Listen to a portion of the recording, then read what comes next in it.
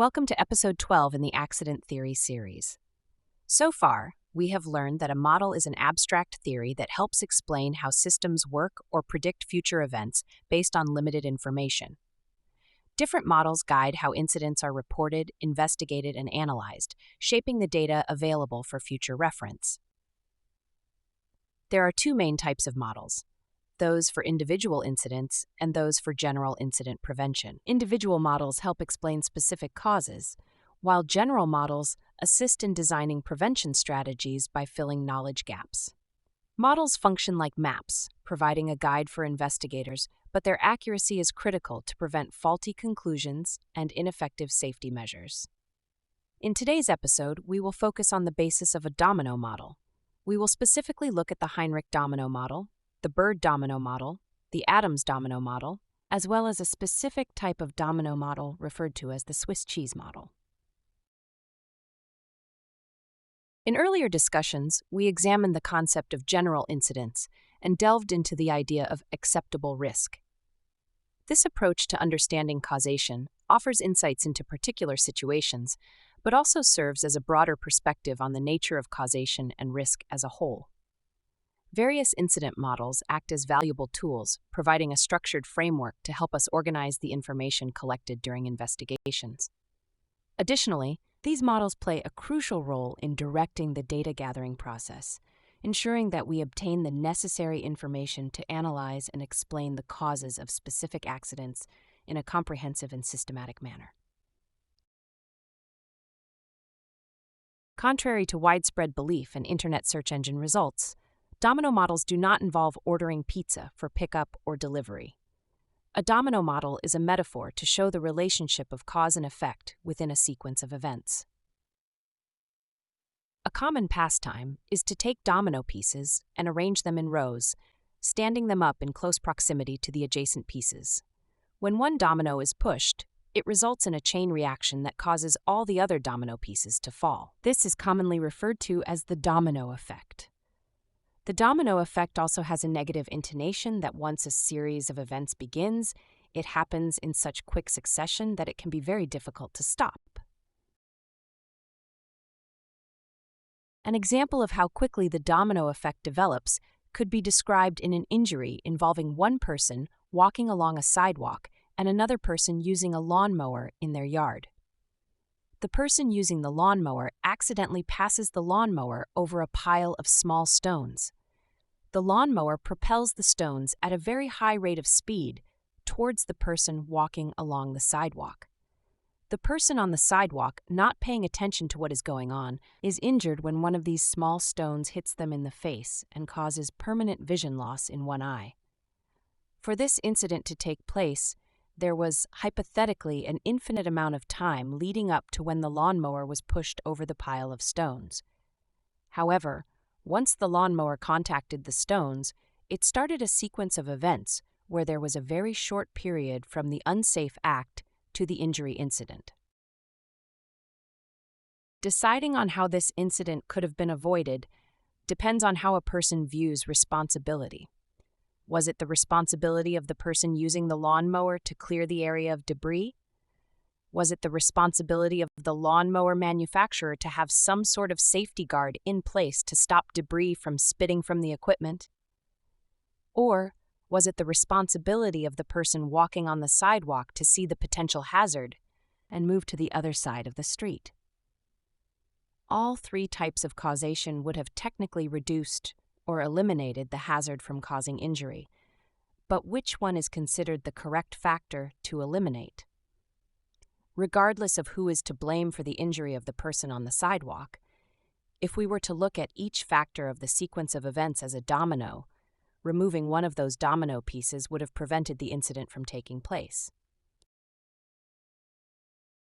The first domino model was introduced by Herbert William Heinrich in 1931 to illustrate the chain of events that culminate in an injury. While the Heinrich model may seem rudimentary by today's standards, it served as the cornerstone of accident prevention programs for many years. Heinrich hypothesized that the social environment and ancestry of a worker played a significant role in shaping their personality traits. which he perceived as vulnerabilities from a risk standpoint. According to his model, these inherited traits led to personal faults or defects, which in turn contributed to the creation of unsafe conditions. These unsafe conditions ultimately caused accidents, resulting in injuries. By contemporary standards, the notion that accidents stem from personal faults tied to inherited traits or genetic predispositions feels outdated and even controversial. However, Heinrich believed that if a worker exhibited unsafe behaviors in their personal life, they were likely to carry those behaviors into the workplace. This belief underscored his view that personality and conduct were central factors in understanding and preventing workplace accidents. The Heinrich Domino model can be broken down into a sequence of interrelated components, each representing a stage in the progression toward an accident. These sections include the social and environmental conditions that shape personality traits, the faults or defects in individuals, the creation of unsafe conditions, the occurrence of accidents, and the resulting injuries. This sequential view of causation helped frame accident prevention as an effort to address and mitigate risks at each stage of the process. Each section of the Heinrich Domino model can be summarized as: injury.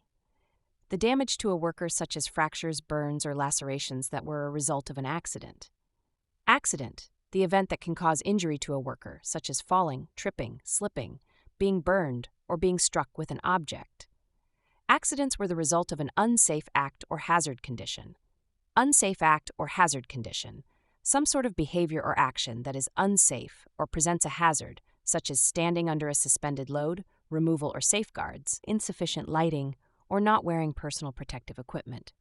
These unsafe acts were a result of a person being at fault. Fault of person, unsafe hazards and actions were the result of a person acting in a bad way while at work. This fault could be created by a person being reckless, violent, inconsiderate, nervous, or ignorant of safe practices and was the result of their ancestry or social environment. Social environment and ancestry, the negative behaviors that caused a person to be at fault of an unsafe act or hazard, were deemed as character traits that were passed on through inheritance. Environment may also develop undesirable traits of character that may interfere with the ability to educate the person into removing what could be considered as bad behavior. The critical premise that the 1931 Heinrich Domino model was based on came from a belief that an overwhelming majority of incidents were caused by unsafe acts compared to unsafe conditions. These unsafe acts were the result of bad behavioral practices that a worker brought to work from their social environment. When Heinrich first created his domino model, many safety theorists believed that some workers were simply accident-prone and destined to get injured while at work. Heinrich did not agree with this idea and believed if workers could be controlled in the workplace, it would limit the effect of their inherent weaknesses and therefore stop the unsafe actions or unsafe conditions. The idea of worker control, proposed by Heinrich, raises a question of how a worker can be controlled in a way that prevents unsafe actions or conditions. Heinrich believed that it was the role of a supervisor to implement safety rules, train workers on how to comply with the rules, and discipline workers for breaking the rules. And this supervisory behavior would remove the unsafe act or hazard condition domino, resulting in separating the worker from an accident. By removing the unsafe act domino, the dominoes of worker fault and bad social environment could fall and not cause the domino effect to continue. The Heinrich Domino model was a very popular method of reducing injuries in the workplace from its inception up to the 1980s. However, it is important to note that until Heinrich, most organizations were not doing much, if anything, regarding occupational health and safety. When reflecting on the Heinrich Domino model and applying a modern thought process on how incidents take place, the Heinrich model does not incorporate the root cause of incident causation and very quickly points the finger of blame to the worker committing unsafe acts or allowing unsafe conditions to exist. This type of thinking could lead to blaming the victim of a workplace safety incident rather than investigating a hazardous condition that led to the incident event. It is not truly possible that a worker can be the sole suspect in the circumstances that evolve into an incident, because there are so many conditions and, more importantly, people that could essentially set up the worker for failure with their poor decisions about planning, logistics, staffing, or resources. Modern practices also point out that the faults of a worker, or bad behavior caused by social conditions or ancestry, are conditions that exist outside of the workplace and are therefore out of the control of the supervisor enforcing health and safety policy. Today, many modern safety models focus on engineering and flaws within the management of an organization to explain why an incident takes place. This is opposite to the model created by Heinrich, and in some ways an irony, as many modern and unfortunately popular behavior-based safety techniques seem to utilize and almost pay homage to Heinrich's focus on worker behavior. Did you know? When the Heinrich model first appeared, it was praised for focusing on worker behavior rather than focusing on physical conditions.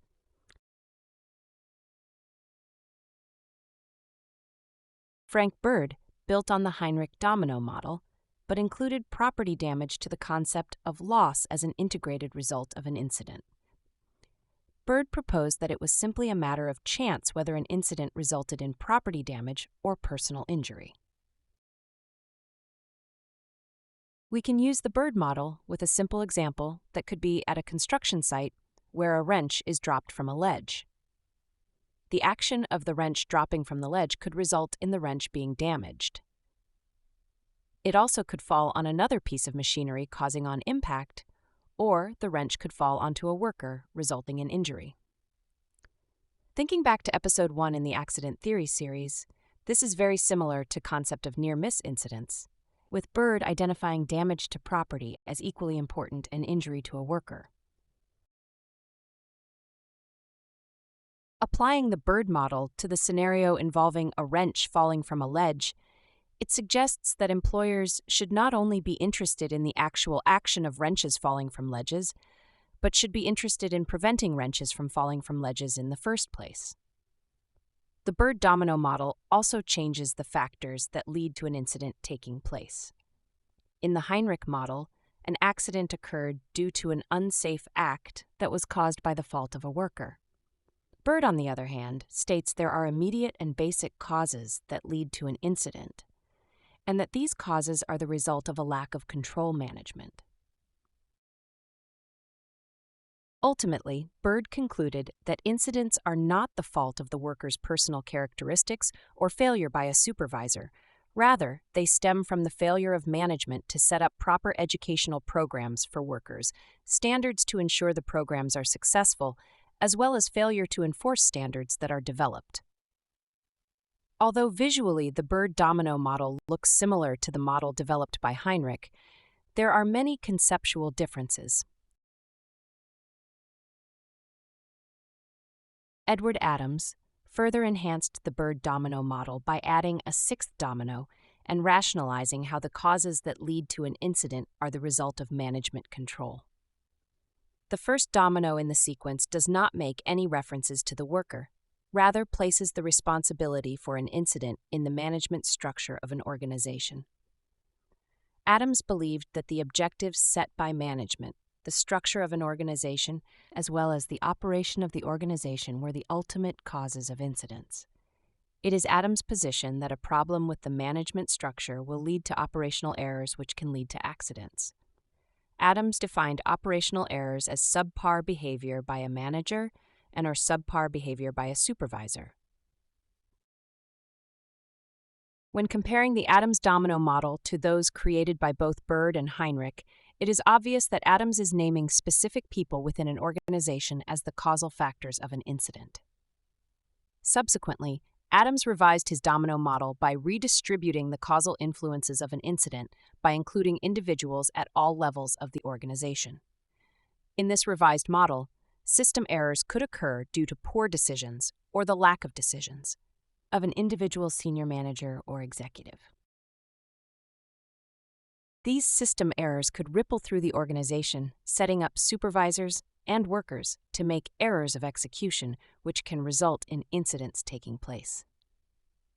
The conclusion of revised Adams' domino model is that an incident can be caused by anyone within an organization, and that it is the responsibility of each level of management and worker to do everything within their reasonable ability to prevent incidents from taking place, which is referred to as due diligence. One important observation within the revised Adams model is that each domino represents the responsibility or role of a person within an organization, and not a fault of a person or the environment. If each group of people represented by a domino in the model did everything in their ability to prevent an incident from taking place, whether that action was removing hazards or using the safest work practices possible, the domino representing the group could be removed, and therefore stop a sequence of events from taking place. In theory, this model provides a system of responsibility for each person in an organization to make health and safety a priority. Sometimes theory can be a challenge to put into practice, and as a result, incidents and injuries still take place to this day. Hazards that can lead to near-miss incidents or injuries can be found in virtually all workplaces, and many of them go unreported until something substantial develops. A leaky pipe that causes a slippery spot on the floor may not be reported until someone slips and has an injury. It is because of the varieties of hazards and unsafe acts that exist within the workplace that reporting of hazards and hazard elimination is so important by all levels of people within an organization. A more contemporary approach to chain of event models, particularly in the context of management systems, is presented by James Reason in his 1990 influential book, Human Error. Reason introduced a nuanced perspective on errors by categorizing them into two types: active errors and latent errors. Active errors are those whose effects are felt almost immediately, often resulting directly from the actions of frontline operators. In contrast, latent errors remain hidden within the system, often going undetected until they combine with other factors to penetrate the system's defenses, leading to an incident. Unlike earlier theorists such as Heinrich, Bird, and Adams, Reason recognized that incidents are not solely the result of individual operator mistakes or active errors. Instead, he emphasized the critical role of broader systemic and organizational factors, referred to as latent conditions, which often originate at higher levels of the organization. These latent conditions create vulnerabilities within the system that under certain circumstances can align with active errors to produce an incident. Reason's framework is widely known as the Swiss cheese model, named for its depiction of a series of defensive layers represented by slices of Swiss cheese. Each layer symbolizes a safeguard or defense-in-depth provision within the system, designed to prevent errors from resulting in harm. However, like Swiss cheese, these layers have holes, which we can call vulnerabilities, that vary in size and position.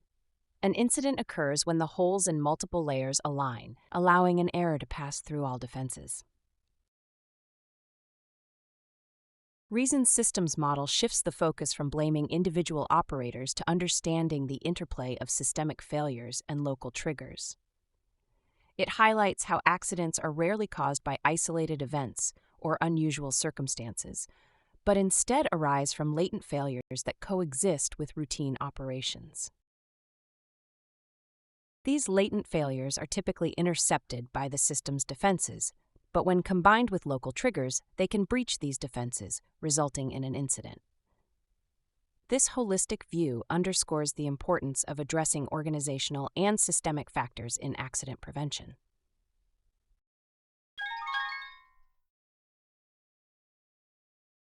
Think of something that was negative that you recently experienced. If you look at each piece of the event as a domino or a piece of Swiss cheese, if you remove one piece, does the event still occur? Share your reflection in this episode's group chat or in the comments section if you are following on social media.